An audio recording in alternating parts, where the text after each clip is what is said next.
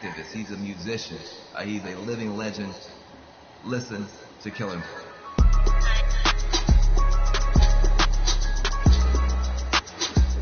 I hope everybody out there has just been taking copious notes, gaining a lot of knowledge, taking some screenshots, because there's just been a lot of really good nuggets that have been shared.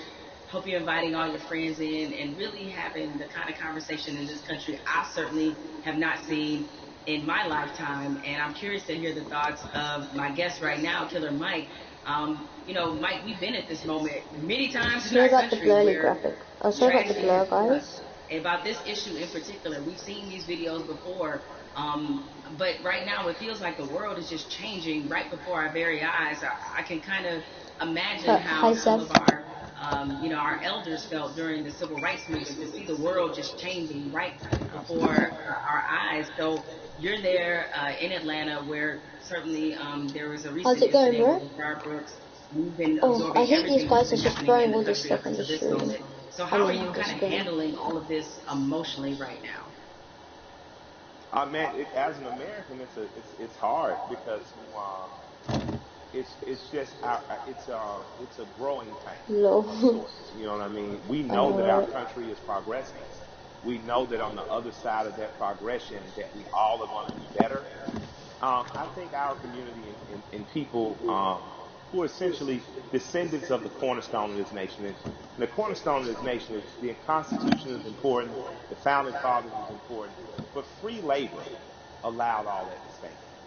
And as the descendant of a slave, yo, what's up? Welcome to the stream again. I don't do anything wrong. My great-grandmother taught me how to sew a button on a shirt, and she was sewing blankets that we still use in my house. How's it going, bro? Everyone that's on the live stream. Oh my gosh.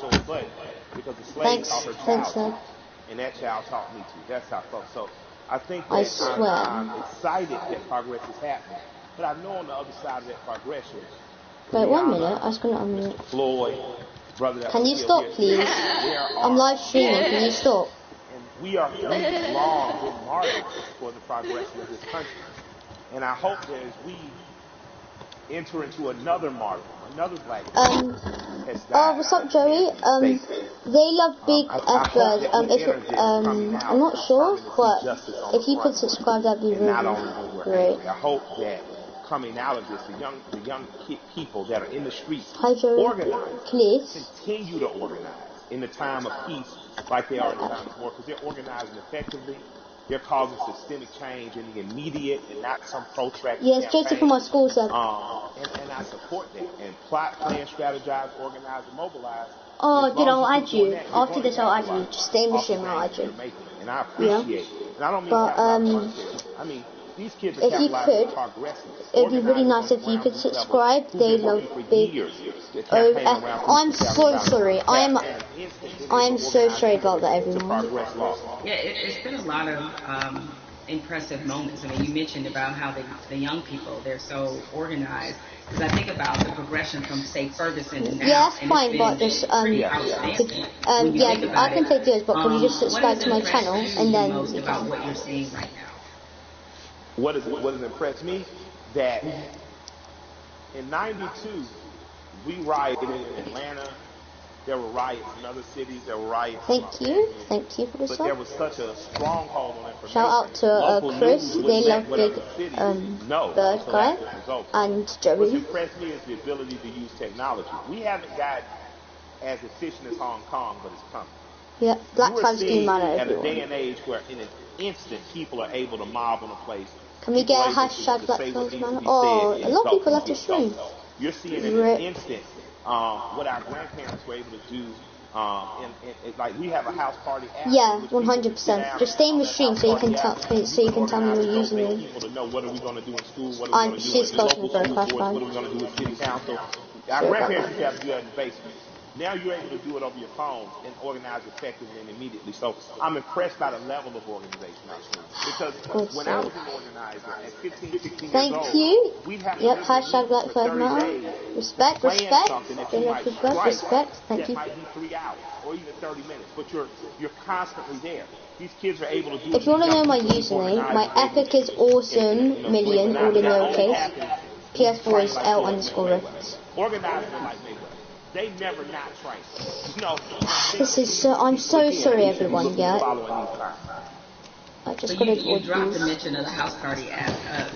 Mike, are you on house party? Do you use it? I just found out about it. I got the cool people in my life helped me to what's two apps I'm most interested in right now are House Party and there's an app called Play on Xbox. Okay, so I'll show you my epic after, yeah.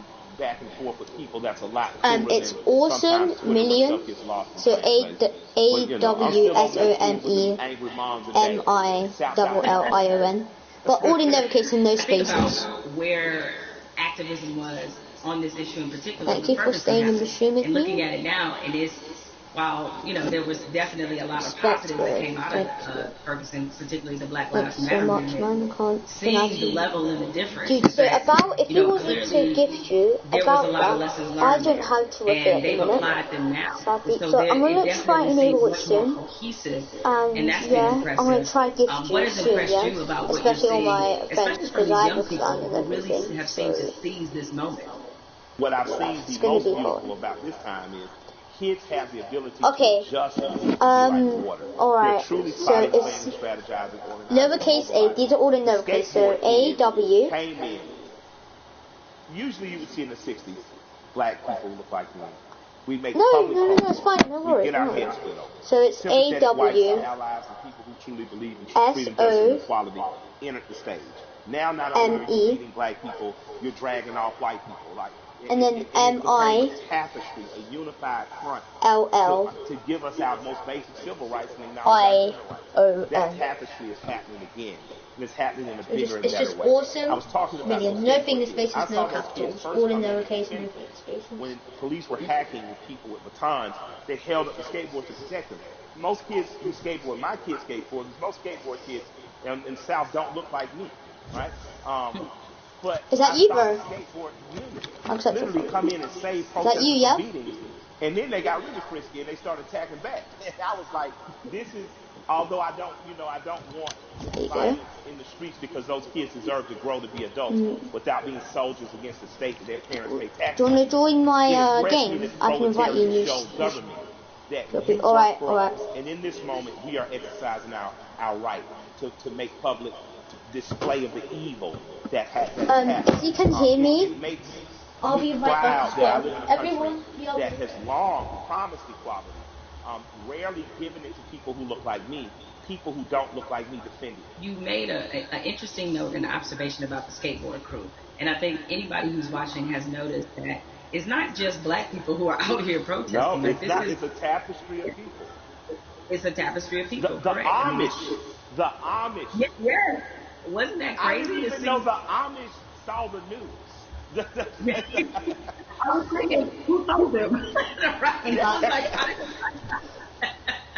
I was so impressed though. I was so thankful. My heart was filled with joy. Yeah, so you're seeing all these different types of people that you never thought this issue would resonate with them. It kind of reminds me of your music. Your music is unapologetically pro-black. Unapologetically, right? Absolutely. But yet, when you look at a Killer Mike fan, it's across multicultural section of people. Why do you think your music is able to resonate that way, despite the fact that you are also clearly talking to your people? Yeah, I'm proud to be me. I like me. I like black people. I'm not making no excuses. I'm not making no apologies coming in the door. I love us. I am in love with us. And because I love me, it has nothing to do with I know, because what's it called? I'm actually playing with some other friends, and they can't play people they don't know. But so I'll invite you after, yeah. So just stay on the stream if you could. I'm just gonna left go somewhere. These guys have always just been good to me. Raj went to India. He came back, brought my wife incense. These beautiful little elephant characters. So is there? Do you have a YouTube channel or something? Because I don't mind subscribing to you, bro. When you're truly who you are, how could you be offended? How could you not love it or like it? Like, man, I'm a part of the original people on Earth. I'm from the continent that birthed all humanity.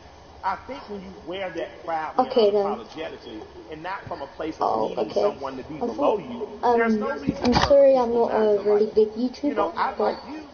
This is, trust me, when if I stream around a couple times a week, and you're always on my stream, whenever, if I do get big, I'll probably, give a shout out to the streams, like all my friends. I didn't say good. My friend, I didn't say good enough. I didn't say equal. I said great. I'm from a great and mighty people. And if you can't accept that, then maybe I'm not for you. But I believe that because I am simply who I am, I believe that that gets accepted. Because you know what? I remember being on a tour bus, and I'm on there with a bunch of Northeasterners because of course, my rap partner's a white guy from Brooklyn. And we're on there and watching Swamp People, and everybody's laughing. And I come up and stagger into the front, and I look at it, and I start smiling, and I look at the room and say, I got more in common with them than any of y'all. And I just walk to the back. Now, because it's the truth. I'm a Southern boy. My grandparents from Alabama and rural Georgia. I grew up more like people on those shows. So I think across can you see all right? lines and across racial lines, people identify with me, but just because I'm your typical American guy. You know what I mean? And I have some special things. I'm not going to deny that I'm special. I was a smart kid, went to Morehouse, had an understanding of food see stuff. the screen right there? I married a beautiful woman. That helps, But I think that ultimately what resonates with people is that I'm a regular guy. One of my best friends in the world is a white guy from Brooklyn. So I think that people understand that I have the ability not to look past your race or ethnicity, not to look past who you are culturally, but to look at it and love it and learn from it without wanting to co-opt it or be it. What you're talking about in a very succinct and robust way is really allyship. And that's been a word. Yeah, you have a lot of, it sounds like you have a lot of really great allies that are in your life. Now in this moment, I've gotten the question constantly, I assume you have too, about how to be an ally. What do I have to do? Right? I've had so many conversations with white people, like really good friends of mine in the last 2 weeks where all right, guys, I appreciate your enthusiasm, but hold on a second.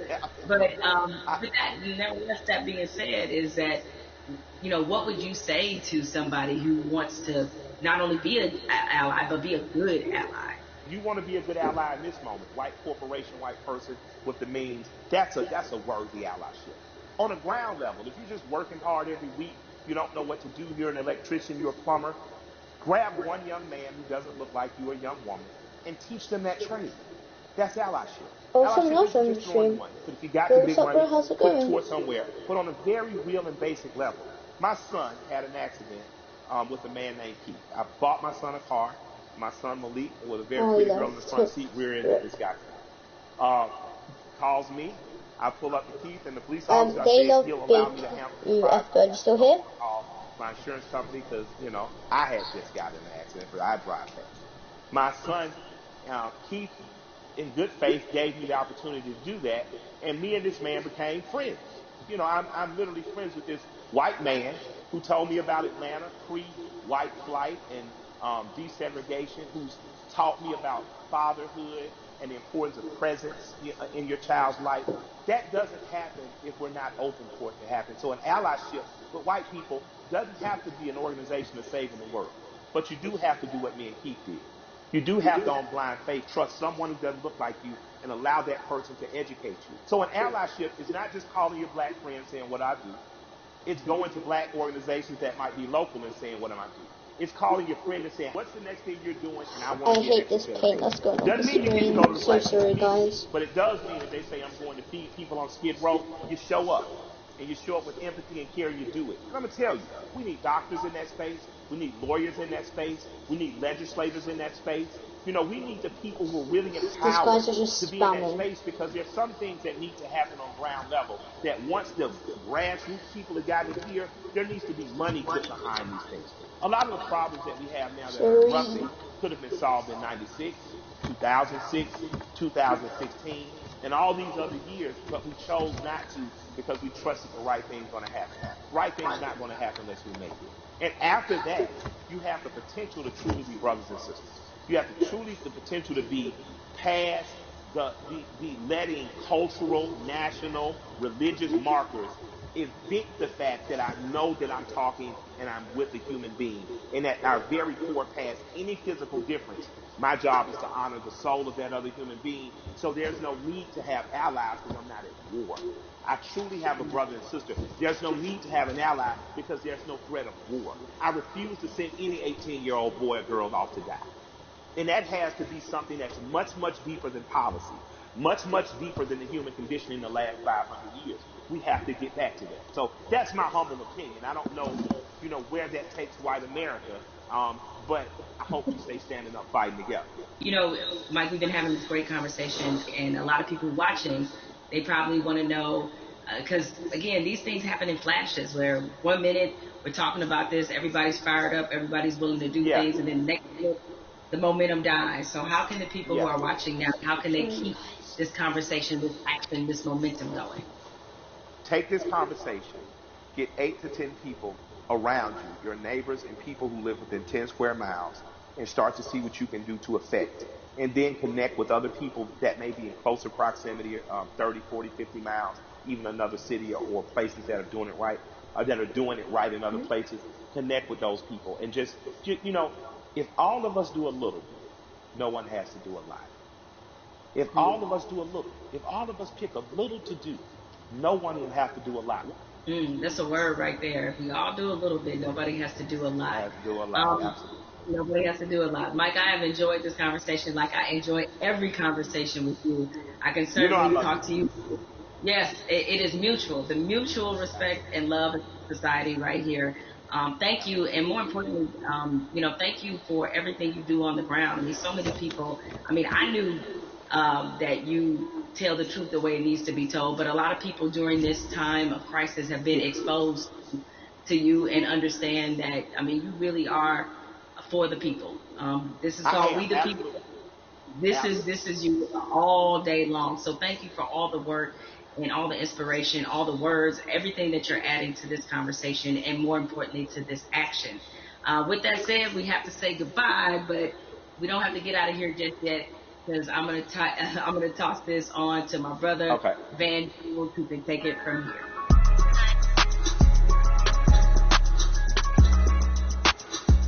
Jamel and I, we spent the past hour, we've been talking to Killer Mike, we've been talking to Elaine Welteroth. We also got a chance to see that amazing video from Lil Baby. Jamel, what did you get from your conversation with Killer Mike? And more importantly to me, what do you make of this moment that we're in? The one thing you can always expect from Killer Mike is blunt honesty. I think that's why a lot of people look at him as a really credible voice right now. He's honest about what he knows and honest about what he doesn't know. So I think when you have those elements, that's going to always make for a pretty good conversation. I'm with you. I mean, this moment at the same time is welcome.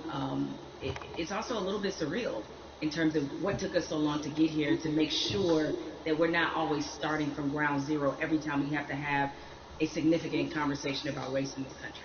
Why do you think it's different this time? Because, I mean, there have been videos before, and yet people still now act like they're shocked. Help me understand what's different this time from your point of view. What's your theory? It's two things that I think stood out about the George Floyd video. One, there was no yeah, but. And granted, in my mind, we've seen videos where there was no yeah, but people nevertheless invented a yeah, but. But in this one, there really wasn't one, even if you were Stretch Armstrong trying to stretch and find one. There just wasn't one. What always has just stuck with me is the look on this officer's face as he was kneeling on George Floyd's neck. It was so cold. It was as if this were Thursday. And he showed such little emotion, remorse, any emotion you want to name. He didn't show any of that as he killed a man in the middle of the street with bystanders looking on. So I think that situation, coupled with the fact we had already been reeling from Ahmaud Arbery, we had already been reeling from Breonna Taylor, and even though the situation wasn't fatal, there was definitely a storm of frustration at what happened with Christian Cooper. So this all together leads us to this moment where finally even the most adamant naysayers who wanted to pretend as if this wasn't a structural problem, what could they say? I mean, there was nothing else that could be said, and I think everybody who was already fed up decided now is the moment, now is the time. The world has slowed down because of COVID-19. If we are going to address this, this needs to happen now. I've never seen 20, 30 million white people asking black people for leadership. That's interesting because they start going, what do you want me to do? I'm like, well, I don't know. Google is a powerful tool. I don't know. I'm realizing now, though, that this is an honest question. How do you think that we as African Americans and our allies can rise to meet a moment like this and actually accept the fact that we may actually have a couple million new allies, and how do we deal with that? That's new for us. I'm glad you used the word leadership, because there's a difference between us being put in a leadership position and us being put in an educational position. The educational part, we are long past, right? We don't want to be educating anybody else about race. We're not here to soothe you. We're not here to make you feel better. But leadership is something different. And it looks different depending on how you want us to take that leadership. Certainly, we are accustomed to being a voice on these issues. We're accustomed to setting the agenda.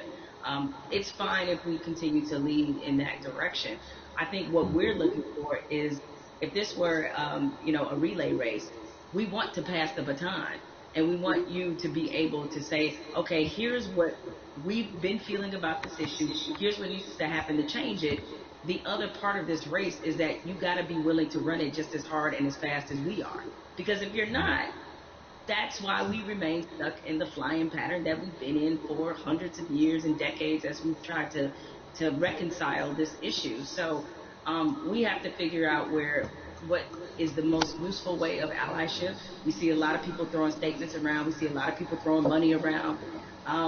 We need that to be a focused effort, and more importantly, to be vocal about it. I can't take any more double-sidedness. There can be no more other-siderisms, if I may make up a word, meaning that you give over here and you're a company that is like, yeah, Black Lives Matter, except for in my boardroom, where they don't, or except for my organizational chart, where they don't. So I'm done with that, right? That's great. Charity's great.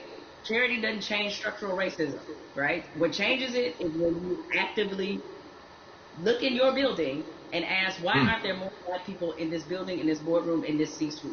So the allies that we have, what you can do, change the structure and cultures of your companies, of your businesses, of wherever it is you have influence. Start there. The thing I try to tell people is, it puts us in a no-win situation. I want our white sisters and brothers to be better educated and to care more, but I don't want to have to bear the burden of trying to teach and educate all the time. The reason you pay tuition is because it's costly to educate someone. You coming up to me and saying, educate me, that's costly to me emotionally and from a time point of view. Also, I think we have to be very honest. Nobody would go up to somebody and say, teach me Russian in 5 minutes. And by the way, make me feel good about it.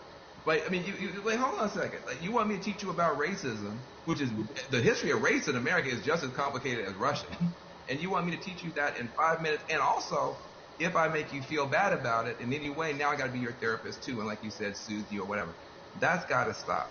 I would love for somebody to come to me and say, I made my whole family watch the 13th and read The New Jim Crow and read White Fragility, and we had a question on page 52. Now, hey, we can have that conversation all day long because you're doing your homework, but don't flop on me like you never heard of Google.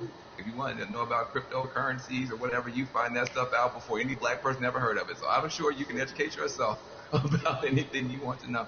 I have to say something to you because I've never gotten a chance to talk to you. I feel like I know you because I'm such a big, mad, crazy Stan and fan. But I love you to death. I just am so proud of you. I'm saying proud of you almost as Patrick. I am so proud that you exist. Where do you find the strength to continue to do what you're doing and say what you're saying, even in the face of opposition, to the point where now the whole world has to listen to you? Where did you find the strength when they weren't listening? I guess maybe this is just part of the black woman's condition, is that we don't know any other way. And most of us, I come from a line of black women who were just like this. My mother's like this. My grandmother was like this, where it's the old phrase we've all used as black people, making a way out of no way. and scream until they hear you. You know what I'm saying? Is that because the opposite, to do the opposite of that is what? Is that I can't even afford to do that. I don't know any other mode but to fight for what's right, but to try to stand on the right side of history, but to speak for people who don't have a voice or a platform as large as mine, because somebody did it for me.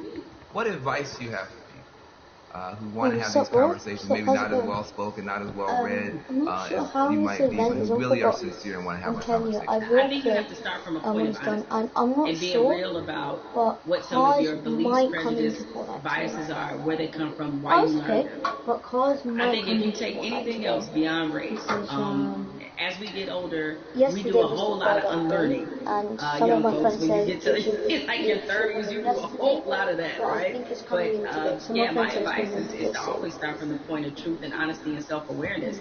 And you'd be surprised what you can get accomplished just by digging into those things. I mean, if you know you come from a racist background, or if you come from where race was talking about a certain way, be honest about what those conversations were and what they taught you. And ask yourself, is this the kind of person that you really want to be? Yeah, I feel like there's a 21st century mindset, and 21st century skill set that, everybody's going to need a mindset of empathy. I mean, we're going to be dealing with people, every color, flavor, every kind of human being ever born, all have to deal with each other. Because of the internet, because of just the world economy. You're going to be competing against people in China and Nigeria. That's just the world. So you have to have a mindset of empathy to really try to understand where people are coming from. You have to have a skill set of listening. If you understand this conversation, you can talk to black folk and brown folk and Muslims, everybody else. So we're trying to confer a benefit to you. We're trying to make you better. It'll make my life better, but it'll make your life better too. Now, what charity are you supporting? Well, as some people can maybe see my T-shirt, it says support black journalists, right? The lack of still black journalists in most newsrooms is pretty appalling. What changed my life and what got me really on the right path in this business was being a member of the National Association of Black Journalists. NABJ is the largest minority journalism organization in the country. The development, the networking, job fair, internships, scholarships, what happens there has changed lives. It changed a lot of people's careers. I mean, people like you, Van, and everybody you want to think of, Roland Martin, Soledad O'Brien. It's just a number of people, Michael Wilbon, that are a part of this organization and have been able to build legacies there. And so it's on us to, again, usher in this next generation of young journalists who, I get it right now, feeling really discouraged when they look at not just what a lot of newsrooms look like, a lot of networks look like, but, also we're under the